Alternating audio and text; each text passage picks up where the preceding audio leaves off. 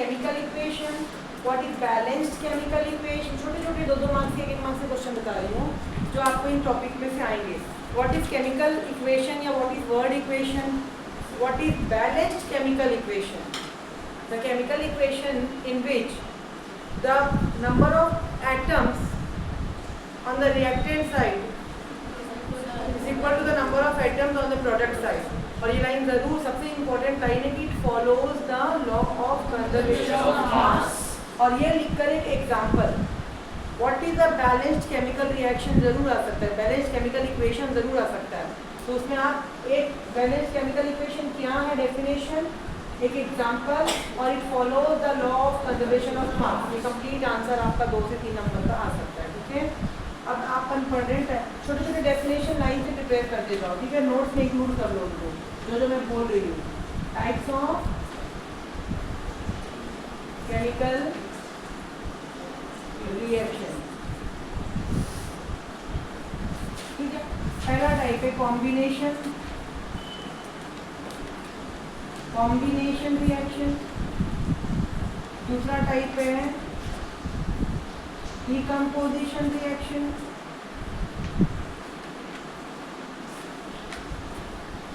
तीसरा है, ऐसे तो मैंने सब कुछ आपको बता ही दिया, अब इसको डेफिनेशन और एग्जांपल के फॉर्मेट में करेंगे।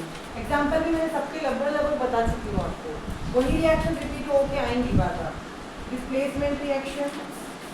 चौथा है double displacement reaction. Double displacement reaction, इसको प्रेसिपिटेशन रिएक्शन भी बोलते हैं। और पांचवा है oxidation reduction reaction. Oxidation reduction reaction. ठीक है, 5 टाइप की रिएक्शन होती है। जैसे आइडेंटिटीज पढ़ते हैं ना मैथ्स में, देख के हमको याद आ जाता है कि कौन सी आइडेंटिटी, वैसी रिएक्शन देख के हमको समझ आ जाता है। कॉम्बिनेशन वर्ड से ही समझ में आ रहा है, कोई 2 चीज़ कंबाइन होगी, 2 या 2 से ज़्यादा चीज़ कंबाइन होगी। तो हम अगर एक रिएक्टेंट कोई ए ले लें प्लस दूसरा रिएक्टेंट बी ले लें तो कंबाइन होकर सिंगल बनेगा A B. When 2 or more substances, 2 से ज़्यादा भी हो सकता है। When 2 or more substances combine to form a single product, 2 or more reactants भी लिख सकते हो, substances भी लिख सकते हो।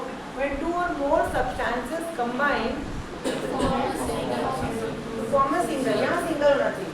जैसे मैंने रिएक्शन लिखा यहाँ पे H2 plus O2 gives H2O, combination है क्योंकि यहाँ पे 2 मिलकर एक बनाया। कल आपने पढ़ा H2 plus Cl2 gives, तो अपन बैलेंस किए थे। ठीक है, हमने पढ़ा CaO plus CO2 gives। देखिए फॉर्मेट समझ में आया कि 2 रिएक्टेंट्स है और एक सिंगल प्रोडक्ट है, कॉम्बिनेशन रिएक्शन। ठीक है, कॉम्बिनेशन रिएक्शन है।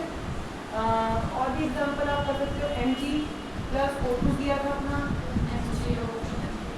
2MgO हुआ था, C plus O2 CO2, ये सब कॉम्बिनेशन रिएक्शंस के एग्जांपल। इसको समझ आया, बहुत इजी है। ये बहुत सारे एग्जांपल है, बाकी आपको और एक्सप्लोर करते जाना है। कोई भी रिएक्शन देखो तो दिमाग लगाओ कि कौन सा टाइप है, देख के समझ में आएगा कौन सा टाइप है। When 2 or more substances react to form a is called combination reaction। तो what is decomposition reaction? ये सबसे इम्पोर्टेंट टॉपिक है आपका। इसमें से 5 मार्क्स का क्वेश्चन आता है एग्जाम में। इसमें से जनरली कुछ नहीं आता है, ये कुछ इजी है, देखते ही समझ में आ रहा है। क्लियर है ये वाला? What is decomposition reaction? When one single substance, इसका जस्ट ऑपोजिट है। डिकम्पोज मतलब टूटना, कंबाइन मतलब जुड़ना। नाम से ही सब समझ में आएगा, नाम में सारे डेफिनेशन छुपे हुए हैं। कंबाइन मतलब जुड़ना, डिकम्पोज मतलब करना, टूटना। तो when one single substance decompose या ब्रेक्स या splits, when one single substance breaks और splits into 2 or more substances, just उल्टा, या one single substance splits to produce 2 or more product, कुछ भी लिख सकते हो। डेफिनेशन सब बुक में मिलेंगे, रीडिंग करना पड़ेगा। इस कॉल्ड जब ए बी अगर ब्रेक हो गई, ए प्लस बी मिला, या फिर ए बी सी एक साथ था, ब्रेक होकर जितने भी यहाँ रिएक्शन लिखी उसका उल्टा। लेकिन इसका टॉपिक यहीं खत्म नहीं होगा, इसलिए डिकम्पोजिशन जो पहला बनता है वो है why is decomposition reaction opposite of combination reaction. सबसे पहले डेफिनेशन ही लिखना है, because in combination reaction two or more substances combine to form a single product, but in decomposition where in decomposition reaction single substance breaks और splits into two or more substances. मैं ज़्यादा जल्दी बोल रही हूँ, इतनी सिंपल इंग्लिश तो आप लोगों को आनी ही चाहिए। अगर इतना भी आप बोलोगे लिख लिख के मैं मैडम कराओ तो दिक्कत है थोड़ा सा ना, बाकी मैं नोट्स दे दूँगी। ठीक है, समझ आया ये वाला। अब इसके एग्जाम्पल भी जस्ट उसके उल्टे वाले सारे एग्जाम्पल थे इसके। अब डिकम्पोजिशन रिएक्शन है ना, इसके 3 टाइप होते हैं जो कि वेरी वेरी इंपॉर्टेंट है, वो अपन करेंगे अच्छे से। ठीक है, उसमें से क्वेश्चन आते हैं एग्जाम। यहाँ तक कोई भी डिफिकल्टी है कैन आस्क मी, कोई नहीं है। डिकम्पोजिशन रिएक्शन, किसी चीज़ को ब्रेक करने के लिए एनर्जी लगेगा, पक्की बात है। किसी चीज़ को तोड़ के 3 भाग करना है, 2 भाग करना है, तो क्या लगेगा? एनर्जी। 3 टाइप की एनर्जी रिएक्शन कैरी आउट करती है। एक होती है thermal energy, heat energy. Thermal मतलब हीट एनर्जी। याद करो, मैंने 2-3 रिएक्शन लिखवाया था। Thermal decomposition, thermal decomposition reaction. एक होता है इलेक्ट्रिसिटी से होता है डिकम्पोजिशन, वाटर का मैंने बताया था, वाटर डिकम्पोज होगा। इलेक्ट्रोलाइटिक, इलेक्ट्रोलाइटिक डिकम्पोजिशन, इसमें इलेक्ट्रिसिटी की हेल्प से एक सब्सटेंस को हम ब्रेक करेंगे, इसकी मदद से कल वाटर को ब्रेक किया था, याद होगा। और एक होता है फोटोलाइटिक डिकम्पोजिशन। फोटोलाइटिक का मतलब है सनलाइट, फोटोलाइटिक, फोटो वर्ड का मतलब ही लाइट होता है, लाइट एनर्जी से हम, मतलब कोई भी एनर्जी चाहिए डिकम्पोज करने के लिए, किसी चीज़ को ब्रेक करने के लिए क्या चाहिए? एनर्जी। तो वो एनर्जी कौन से फॉर्म में? हीट एनर्जी के फॉर्म में है, इलेक्ट्रिकल एनर्जी के फॉर्म में है, कि लाइट एनर्जी के फॉर्म में? इसका मतलब इलेक्ट्रिकल एनर्जी, इलेक्ट्रिसिटी। जब मैं क्लास 8 में वो चैप्टर पढ़ा था chemical effects of electric current, याद करो, इलेक्ट्रोप्लेटिंग और इलेक्ट्रोलिसिस ऑफ वाटर जो हमने पढ़ा था, वो सब यही है। ठीक है, फोटोलाइटिक डिकम्पोजिशन, फोटोलाइटिक डिकम्पोजिशन में लाइट एनर्जी के प्रेजेंस में होगा। ये हम तीनों से सिंगल सिंगल क्वेश्चन भी आता है, तीनों कंबाइंड 5 नंबर का क्वेश्चन देता है। तो टॉपिक ही बहुत इंपॉर्टेंट, पूरा का पूरा इतना चीज ही पूरा इंपॉर्टेंट। अब हम करेंगे thermal decomposition reaction. When a decomposition reaction take place in the presence of या with the help of heat energy, this is called thermal decomposition reaction. Yeah, when one substance breaks or splits with the help of heat energy, it is called decomposition reaction. Definition आपको मिल जाएंगे book में, समझ में आ गया। अब हम heat energy का single product लेना है, सबसे पहले दिमाग में क्या रखना है? Single product. हमने FeSO4 का हीट किया था, याद करो। हमने Ca का कैल्शियम कार्बोनेट को ब्रेक किया था, ठीक है। हमने लेड नाइट्रेट को ब्रेक किया था, ये रिएक्शन पे करवा चुके हैं। दिमाग लगाओ, क्या हुआ था? FeSO4 को ब्रेक होके क्या मिला था?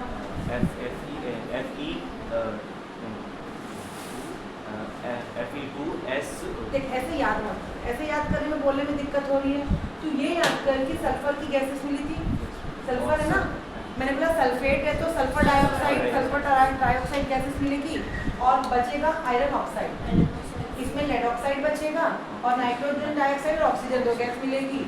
ऐसे याद रखें, इसमें 2 गैस मिलेगी, नाइट्रोजन नाइट्रेट है तो नाइट्रोजन डाइऑक्साइड और ऑक्सीजन, सल्फेट है तो सल्फर डाइऑक्साइड, सल्फर डाइऑक्साइड। तो जो बचेगा वो होगा लेड ऑक्साइड, जो भी आयरन ऑक्साइड या लेड ऑक्साइड, कैल्शियम ऑक्साइड या कार्बन डाइऑक्साइड। अब ऐसे तू सीधा Fe2O3 याद करेगा तो याद करने में दिक्कत होगी। आयरन ऑक्साइड बोल दो, आयरन ऑक्साइड, तो आयरन जनरली C+ वैलेंसी में ही होता है, C+ में बहुत रेयर होता है, तो यहाँ पे आयरन ऑक्साइड मतलब FeO, तो इसको क्रॉस ओवर करेंगे तो इधर आएगा। अब सल्फर डाइऑक्साइड, इसको बैलेंस करने के लिए यहाँ 2 लगाया था, यहाँ पे हो गया था बैलेंस, है ना। याद करो, सेम रिएक्शन तीनों है, अगर थोड़ा दिमाग लगाओ तो सेम। इसमें आपको कैल्शियम ऑक्साइड मिलेगा, क्या मिलेगा? बैलेंस करोगे तो Ca2, और ये भी 2 कैंसिल होके, और यहाँ मिलेगा कार्बोनेट, तो हो गया बैलेंस। ये एक ही गैस मिल रहा है, लेड नाइट्रेट में लेड ऑक्साइड, 2 + 2 - कैंसिल हो गया PbO, यहाँ पे 3 + 2 - ये ऐसे क्रॉस ओवर हुआ था, पहली क्लास में पढ़ाया था, रिएक्शन का इंपॉर्टेंट बताया था। Plus nitrogen dioxide plus oxygen, इसको बैलेंस करने में दिक्कत आई थी, मैंने बताया था 2 से बैलेंस नहीं हुआ था, करते करते इतनी हैबिट है कि एग्जाम में मगजमारी करने की जरूरत नहीं पड़ी, सीधा 4 लिख हो गया, यहाँ पे क्या लिखोगे 4, तो यहाँ पे 2 लगेगा और यहाँ 2 होगा।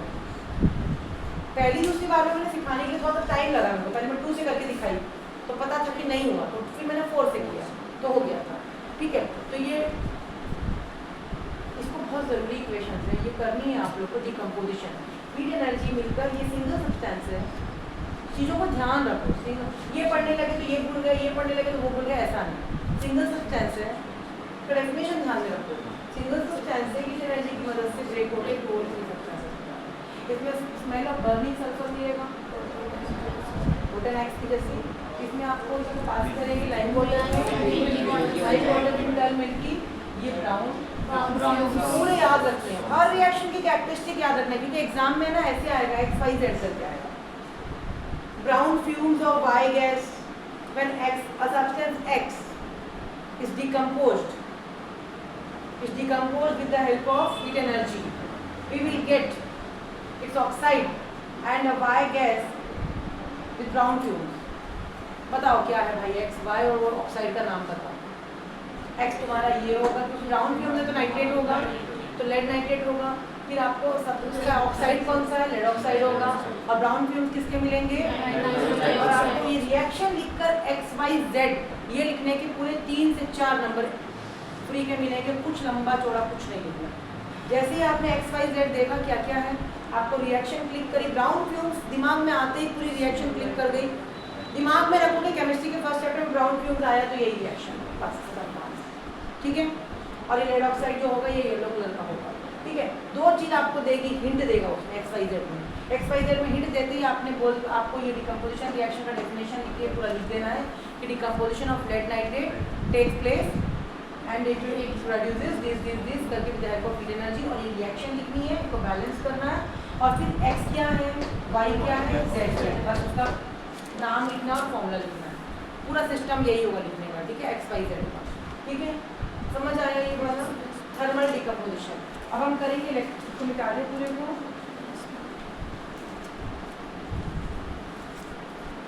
Electrolytic decomposition, when the decomposition reaction takes place with the help of electricity, it is called. नहीं समझ आ रहा पक्का?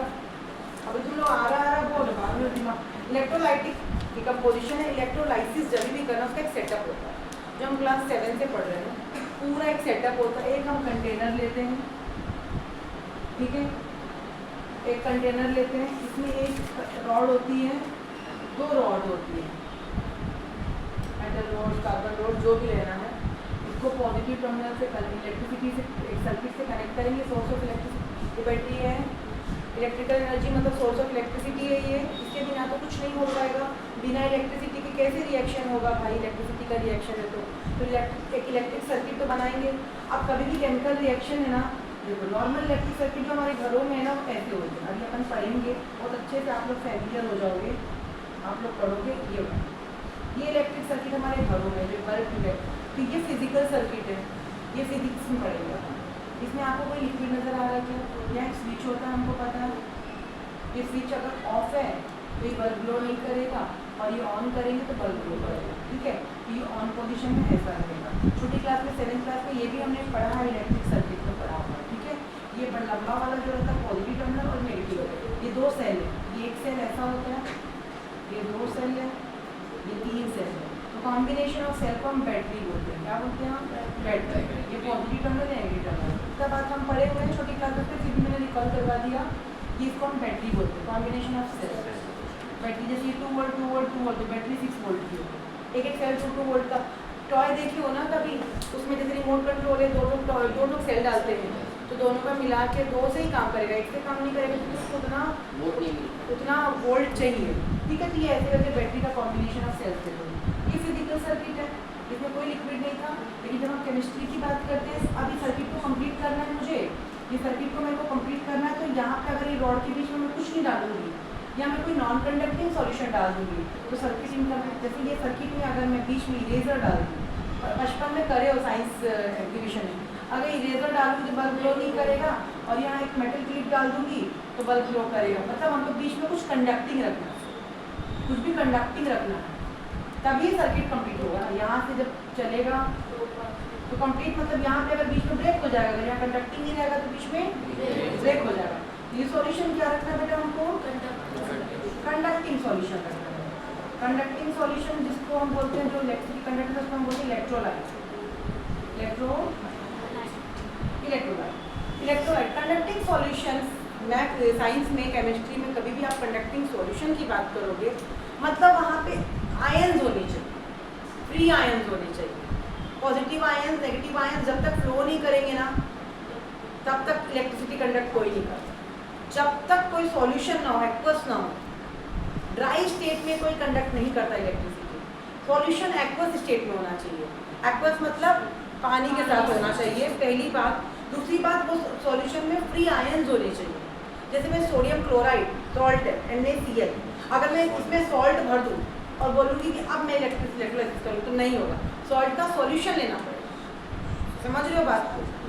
ठीक है। अगर मैं ग्लूकोज सॉल्यूशन ले लूँ यहाँ पे, ग्लूकोज पाउडर का, तो वो कंडक्ट नहीं करेगा क्योंकि ग्लूकोज है ना आयन्स नहीं देता है।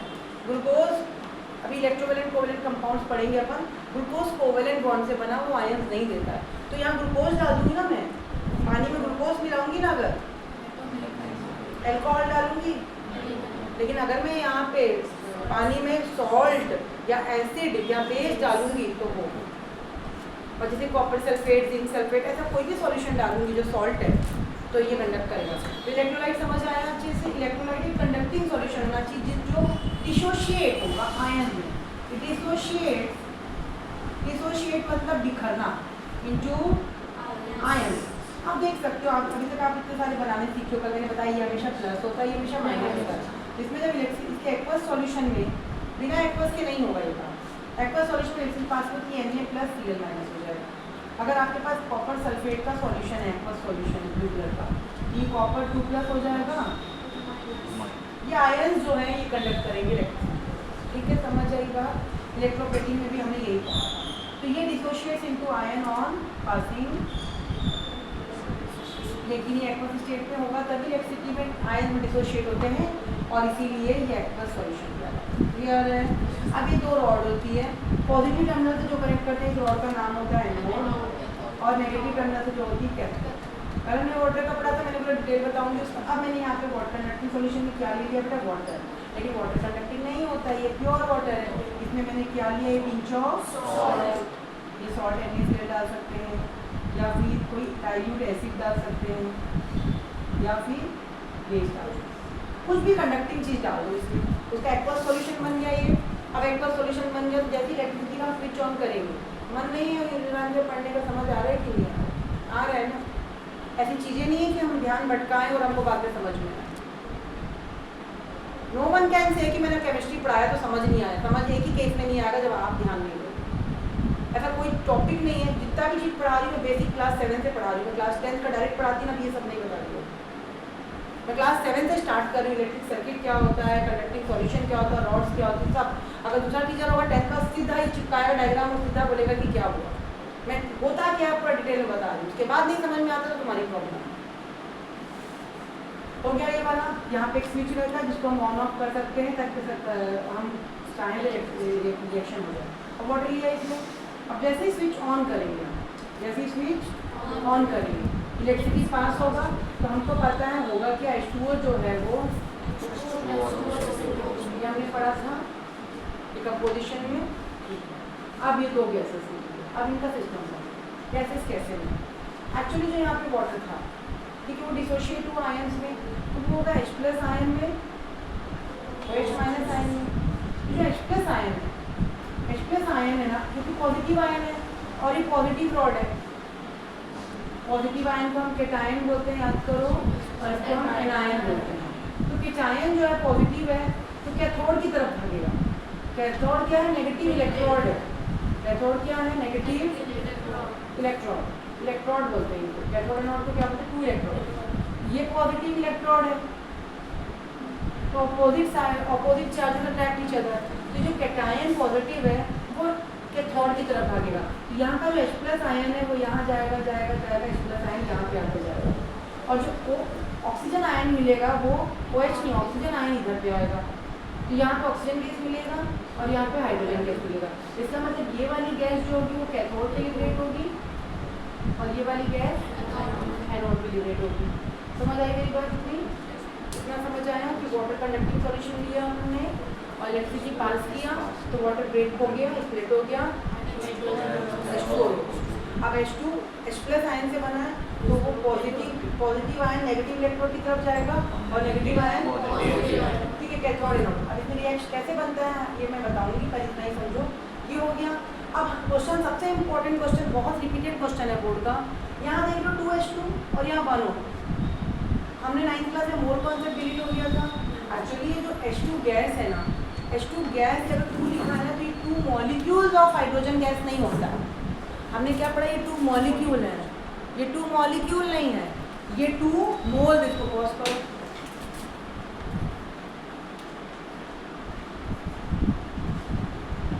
जैसे मैंने बोला 1 हाइड्रोजन एटम, 1, हमको तो पता है कि एटम बहुत छोटी साइज का होता है, हम देख नहीं सकते। यहाँ हाइड्रोजन एटम हम देख सकते हैं, कितना छोटा होता है वो। अगर 1 हाइड्रोजन एटम का मास मैं बोल रही हूँ 1 ग्राम, तो क्या 1 ग्राम मास हो सकता है 1 हाइड्रोजन का? एक्चुअली 1 हाइड्रोजन एटम का नहीं, तो 1 मोल ऑफ हाइड्रोजन एटम का होता है। उसमें कितने एटम्स होते हैं मालूम है? एवोगैड्रो नंबर 6.023 × 1022 एटम्स होते हैं। मतलब अगर मैं 1H लिख रही हूँ ना, इसमें इतने एटम्स हैं, एक एटम नहीं है। और अगर 1H2 लिख रही हूँ तो इसमें इतने मॉलिक्यूल्स हैं। कहने का मतलब समझो। अच्छा, O2 ऑक्सीजन गैस का मास हम कितना बोलते हैं?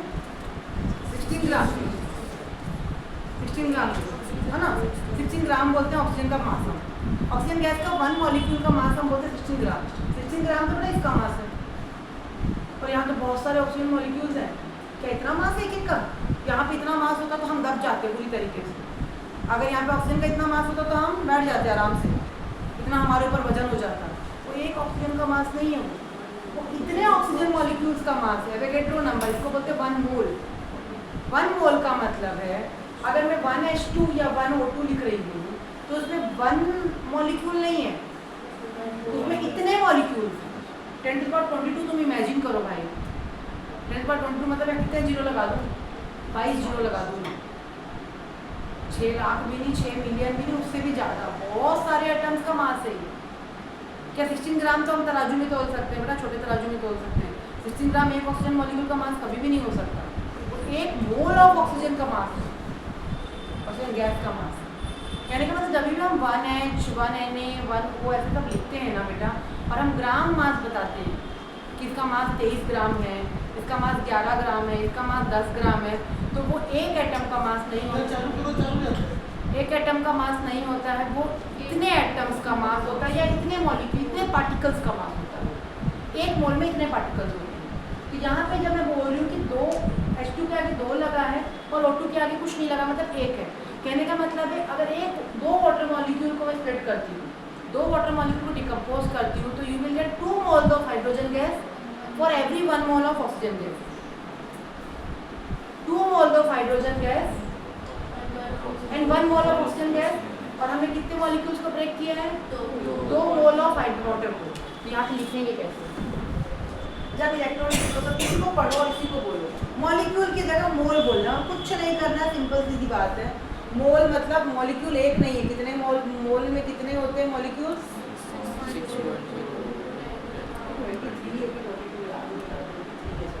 कितने मॉलिक्यूल, कितने पार्टिकल? तो 2 moles of water decomposes to give 2 moles of hydrogen gas and 1 mole of oxygen gas। इस इक्वेशन को हम ऐसे डिफाइन कर सकते हैं। इस इक्वेशन को हम ऐसे डिफाइन कर सकते हैं, 2 moles of water decomposes to form 2 moles. Hydrogen gas is liberated at, कहाँ मिलेगी हाइड्रोजन गैस? कैथोड पे। At cathode, oxygen gas is liberated at anode. अब इसमें से क्वेश्चन जो आता है वो ये आता है, why is the gas नाम नहीं बताया। Which gas is liberated anode cathode, ये पूछ सकता है, तो आपको बताना पड़ेगा कि कैथोड पे हाइड्रोजन गैस लिबरेट हो रहा है और एनोड पे छोटे छोटे एक नंबर के बहुत सारे क्वेश्चन आ सकते हैं। तुमको बस ये पूरा प्रोसेस क्लियर होगा, इसको याद करने का जरूरत नहीं, क्लियर होगा तुम इसमें तो छोटे छोटे एक नंबर के बहुत सारे क्वेश्चन कर सकते हो। क्वेश्चन ये भी पूछ सकता है कि during electrolysis of water, which gas is liberated at cathode and which gas is liberated at anode? इसका आंसर है hydrogen gas is liberated at cathode and oxygen gas is liberated at anode. अब इसमें एक question और आएगा, why the gas liberated at cathode is double है ना, इससे is double the gas liberated at cathode. ठीक है, तो यस ये वाला आंसर होगा इसका। For every 2 moles of hydrogen gas, 1 mole of oxygen gas is liberated at anode. For every 2 moles of hydrogen gas liberated at cathode, 1 mole of oxygen gas is liberated at anode. इसलिए वो double है, दिख रहा है ना, जब एक यहाँ पे ये 1 मोल निकला है तो यहाँ पे डबल है ना, एनोड वाले पे कैथोड पे डबल है। ये बहुत इंपॉर्टेंट क्वेश्चन है, न्यू क्वेश्चंस में भी है और एक रिपीटेड क्वेश्चन है। ठीक है, यहाँ पे इसको पॉज करके इतना आप लोग करो। मैं देखती 1.4 होगी, एक्टिविटी 1.3 तक करवा दिया था, ऑन करो। एक्टिविटी 1.4 में take a small amount of calcium oxide और क्विकलाइन। सबको पता है क्विकलाइन, पता याद हो गया आपको? क्विकलाइन ऐड वाटर। हम मैंने बहुत बार बताया था, चूने में पानी डालेंगे तो क्या होगा, सेकेंड लाइन बनेगा। इसका फॉर्मूला ये -1 है, ये +2 है, इसको हम बोलते हैं सेकेंड लाइन। अब इसमें देखो और डिकम्पोजिशन में तो हमने बोला कि एनर्जी यूज हो रही है, एनर्जी यूज होती है तो मैंने बोला था एंडो होता है, एंडोथर्मिक। अभी इसमें देखो ये जो बीकर है ना, वहाँ पे ऑब्जर्वेशन पूछ रहा है, टच द बीकर। देखो दिखा रहा है वहाँ हाथ टच करके, टच द बीकर। यहाँ पे ऑब्जर्वेशन वही है कि बीकर क्या हो जाएगा, गर्म होगा। बीकर इसका मतलब है what will you observe, the container will become, the temperature will become, temperature will increase या the container will become hot. Container हमारा ऑब्जर्वेशन क्या है, when we touch the beaker the container will temperature of the container will rise या will increase. इसका temperature बढ़ गया है, अब टेम्परेचर बढ़ गया मतलब हीट एनर्जी दिया है उसने, दिया है, इसको हम बोलेंगे एक्सोथर्मिक। टेम्परेचर क्या हो गया, टेम्परेचर विल इंक्रीज, ये क्या हो जाएगा, हॉट हो जाएगा। कंटेनर क्या हो जाएगा, this show the temperature will increase, the temperature has increase, so this is an exothermic reaction। ठीक है, एक्सोथर्मिक रिएक्शन है। उसके बाद में ये जो सेकेंड लाइन में लाइव वाटर में कार्बन डाइऑक्साइड पास करेंगे तो मैंने बोला था कैल्शियम कार्बोनेट प्लस वाटर, उसमें कैल्शियम कार्बोनेट बनेगा, ये मिल्की कलर का होगा, व्हाइट मिल्की कलर का होगा। तो कलर का होगा, लाइव वाटर में कार्बन डाइऑक्साइड पास किया तो ये, ठीक है, ये होगा। और यही मिल्की जो बनता है इसको हम व्हाइट वॉश के लिए यूज करते हैं। व्हाइट वॉशिंग के बॉक्स में लिखा हुआ देखो, a solution of second line produce by the reaction joining reaction is used for white washing wall. अब क्या होता है कि ये यूज नहीं करते, हम ये यूज करते हैं सेकेंड लाइन को, इसको हम यूज करते हैं व्हाइट वॉशिंग के। सेकेंड लाइन को चूने को घोल के हम पोतते हैं, तो देखो जब तुम पोतते हो ना उस दिन वो चमकता नहीं है, व्हाइट नहीं आता है वो, जब हम उसको लगाते हैं ना तो येलो येलो दिखता है वो, लेकिन 1-2 दिन बाद जब वो सूखता है तो वो शाइन करता है, सूखता है तो वो शाइन करता है। तो जो शाइनी सब्सटेंस बनता है व्हाइट शाइनी सब्सटेंस, तो व्हाइट वॉश के बाद में आता है 2 दिन बाद सूखने के बाद, क्योंकि इसमें जो वाटर मॉलिक्यूल है वो क्या हो गया, इवापोरेट हो गया है। वाटर मॉलिक्यूल क्या हो गया है, और एयर में जो कार्बन डाइऑक्साइड है वो उसके कांटेक्ट में आ गया है। वाटर मॉलिक्यूल धूप से इवापोरेट हो गया, धूप पड़ रही ना कोई गिरी चीज के ऊपर, जैसे कपड़े को डालोगे धूप पे तो कपड़े सूख जाते हैं ना, तो वाटर मॉलिक्यूल इवापोरेट हो गया और इसमें धूप पड़ी, एयर में कार्बन डाइऑक्साइड है वो रिएक्ट होकर calcium carbonate white shiny substance, इसीलिए चूना पोतने के बाद वॉश शाइन करती है। और धीरे धीरे कैल्शियम कार्बोनेट क्योंकि व्हाइट सब्सटेंस है, धीरे धीरे ये झड़ जाता है तो फिर वापस बॉल्स खराब हो जाती हैं। ठीक है, तो ये बॉक्स वाला समझ आया, Calcium carbonate is formed after 2 or 3 days of whitewashing and gives a shiny finish to the wall. It is interesting to note that the chemical formula for marble is also, और एक CaCO3 को marble भी बोलते हैं, CaCO3 को marble भी बोलते हैं। ये हमको एग के शेल्स में मिलता है, ध्यान करते जाओ, एग के शेल्स में मिलता है। इस एनामल में होता है वाइट शाइनी सब्सटेंस, समझ आता है ना, दांत पीले होंगे तो हम क्या करेंगे। इस एनामल में होता है और ये एग शेल्स को देखो हम मार्बल बोलते हैं। और कैल्शियम कार्बोनेट को हम, इसका वाइट शाइनी सब्सटेंस होता है, वो बॉल फिनिश में आता है, 2-3 दिन बाद आता है। कब? जब ये वाटर का मॉलिक्यूल इवापोरेट होता है, कार्बन डाइऑक्साइड कांटेक्ट में आता है इसके और कैल्शियम कार्बोनेट। तो ये एक्स्ट्रा क्वेश्चन है, इस टॉपिक का एक्स्ट्रा क्वेश्चन है। और ये एक्सोथर्मिक रिएक्शन होगा। जनरली कॉम्बिनेशन रिएक्शन एक्सोथर्मिक होती है। जैसे मैंने बोला कोई फ्यूल है, कोल है, कुछ भी, इससे बना होता है कार्बन से, ऑक्सीजन की प्रेजेंस में बर्न होगा। ऑक्सीजन की प्रेजेंस में जो बर्न होता है उसको हम बोलते हैं कंबशन रिएक्शन। क्या बोलते हैं उसको? ये रिएक्शन के अंदर और 1-2 टाइप्स है, वो बता रही हूँ ना। मेन रिएक्शन कॉम्बिनेशन ही है, इसके अंदर अगर ऑक्सीजन की प्रेजेंस में बर्न हो रहा है तो ये कंबशन पढ़े हैं, कंबशन इन सेम क्लास 8 में, कंबशन रिएक्शन। तो CO2 बनेगा तो हमेशा क्या मिलेगी अपन को? हीट एंड लाइट एनर्जी मिलती है ना बेटा, इस चीज को भी जलाओ ना भाई, क्या मिलेगा? तो कंबशन रिएक्शन है, कॉम्बिनेशन भी और लाइट एनर्जी मिल रही है, ये भी एक्सोथर्मिक है। समझ आ रहा है? ठीक है। वैसे ही जो वाटर को जब हम फॉर्म करेंगे सिंगल प्रोडक्ट बनेगा, वो तो हम पढ़ चुके। बर्निंग ऑफ नेचुरल गैस, ये भी आता है क्वेश्चन, नेचुरल गैस में क्या होता है?